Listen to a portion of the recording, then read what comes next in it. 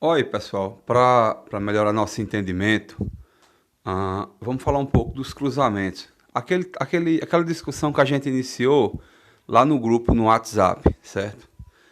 Veja só, imaginemos uma realidade em que nós temos três variedades de milho adaptadas à nossa região. No caso, aqui é amplamente cultivado o BRS Catingueiro, que é uma variedade da Embrapa já com algum tempo de mercado, né? O BRS Gurutuba, recentemente lançado, quem teve na última semeada do show comprovou isso. O CMS 036, que é uma variedade bem trabalhada lá na estação experimental do IPA. Na região da Chapada, ela é bem cultivada, por ser uma planta que tolera solos álicos, ou seja, aqueles com saturação elevada de alumínio. A gente sabe que na Chapada a limitação principal de produção, claro que a fertilidade influencia demais, mas o principal limitante ainda é a condição álica desses solos, tá certo? Imaginemos essas três variedades e identificamos outros dois milhos de alta produção, de alta performance produtiva, que é o BRS 1051, também da Embrapa, é um milho muito bom, um milho de uma espiga bem maior, número de fileiras e número de grãos por fileiras bem maior, consequentemente maior produção final de grãos. E o AL Bandeirantes, que é um milho de alta performance, superior inclusive ao BRS 1051. Vocês imaginem que eu peguei esses três milhos, identifiquei essas três variedades já cultivadas na nossa região e peguei sementes puras. Sementes puras são aquelas que estão livres de cruzamentos, certo? Peguei milho, peguei sementes das três variedades adaptadas e cruzei e fiz o cultivo, claro, e de forma planejada, cultivei também as duas variedades de alta produção. Sei que essas cinco variedades têm ciclo de desenvolvimento diferentes. Isso é uma característica bem comum dentre as espécies. Umas são mais precoces, outras menos precoces. E assim, pessoal, veja só o que acontece. No meu planejamento, eu tenho que identificar esse ciclo para poder garantir que haja pólen, lá presente nas anteras, no pendão, no caso do milho, para fornecer para o estigma, fornecer para o pistilo que vai receber, né, toda aquela história de fecundação, e que por último vai fecundar os óvulos lá no ovário, tá? E isso tem que estar em tempo hábil, tempo que a planta esteja tanto produzindo o pólen, mas que é o gameta masculino, mas que também esteja com o gameta feminino produzido, que é, por sua vez, o óvulo. Então, eu preciso conhecer o ciclo fenológico de cada uma das plantas para poder organizar fazer o planejamento e executar os plantios para poder garantir essa condição em que eu vou ter um tempo ótimo para realizar o cruzamento de fato. Não é toda hora que vai realizar o cruzamento, é no momento específico, que aí é determinado, é variado e é específico para cada variedade. Certo? Então imaginemos esses cruzamentos. Peguei o BRS Catingueiro, cruzei com o BRS 1051.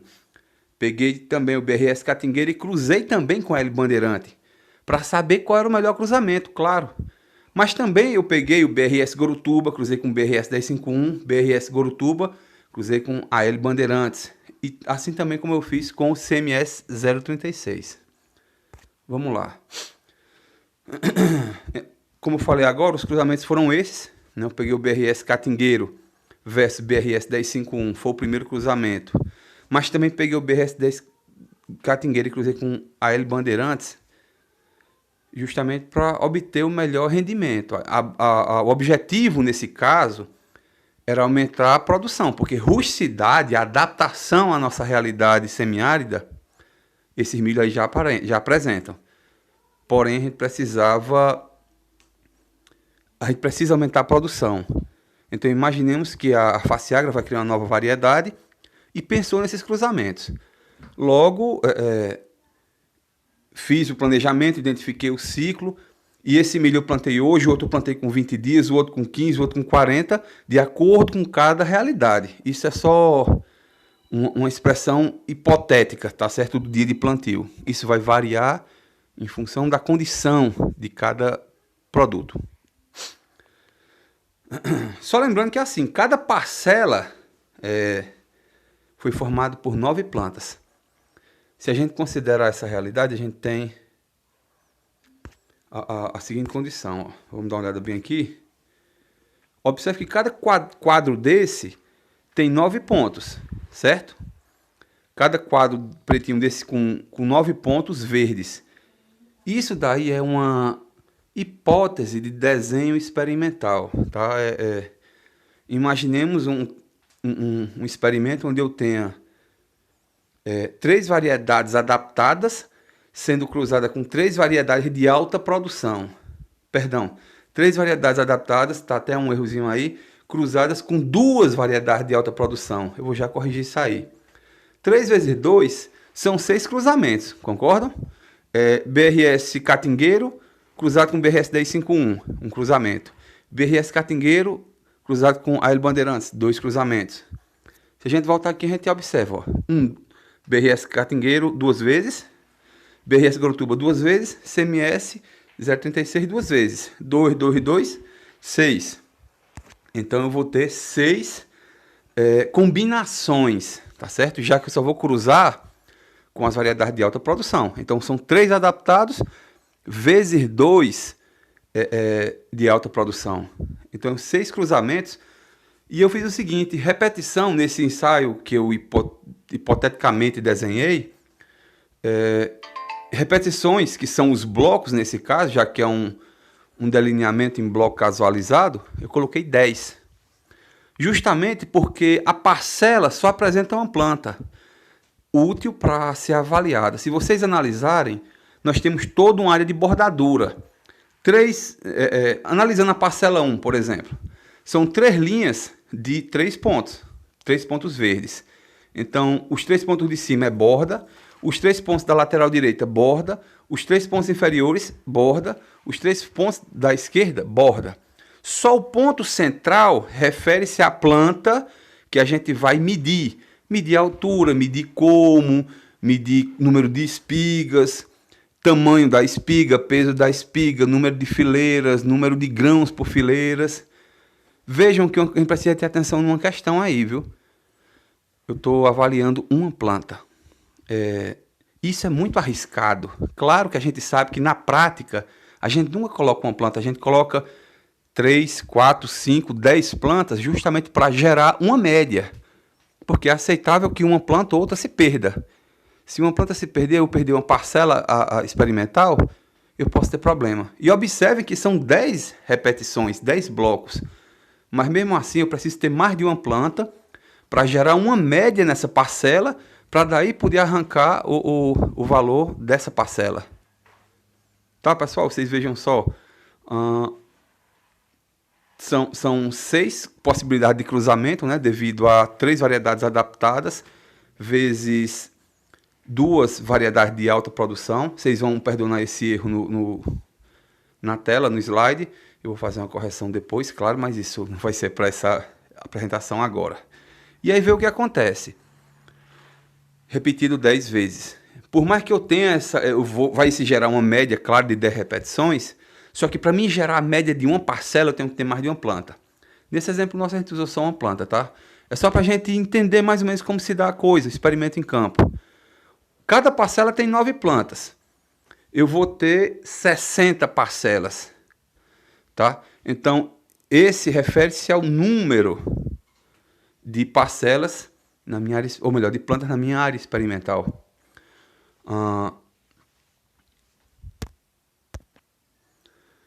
Então, nesse exemplo, eu tenho 540 plantas de milho, resultantes das combinações de cruzamento. Observem que todas essas plantas elas vão perder o pendão. Elas vão receber o pendão apenas vão receber o pólen, perdão, das plantas de alta produção, certo? Justamente vão perder o pendão para poder receber o cruzamento. Numa área adjacente, uma área paralela que seja, a gente vai cultivar só o BRS 1051, só o AL 302 Bandeirantes, para que eu possa deles colher o pólen e fazer o cruzamento com aquela planta específica.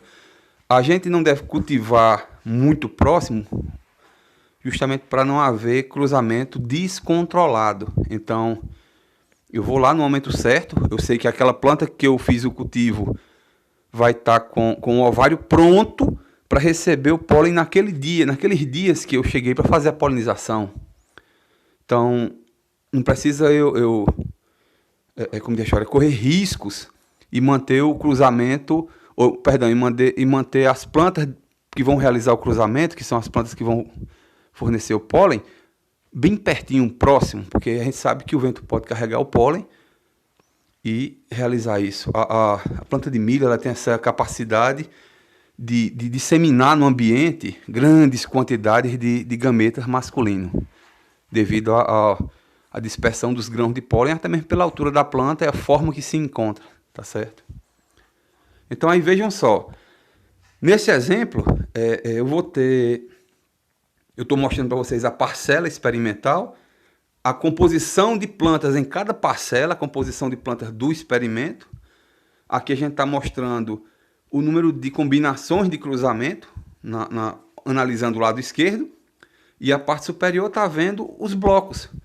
Ah, professor, mas espera aí, onde é que fica o cruzamento do BRS 1051 com o BRS, perdão, do BRS Catingueiro com o BRS 1051? Aqui eu não fiz sorteio para deixar bem exato. Aqui foi colocar um esboço de como vão ficar as parcelas. Onde é cada parcela, isso aí a gente não tratou não, porque é desnecessário, tá bom? Isso é necessário apenas na hora de você fazer o seu experimento.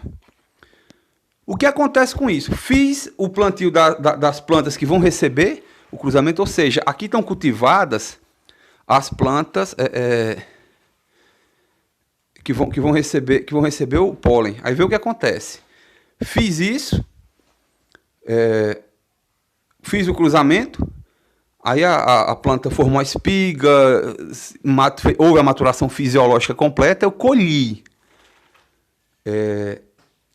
Pessoal, da BRS Catingueiro, da BRS Gorutuba, eu colhi da CMS 56, CMS 36.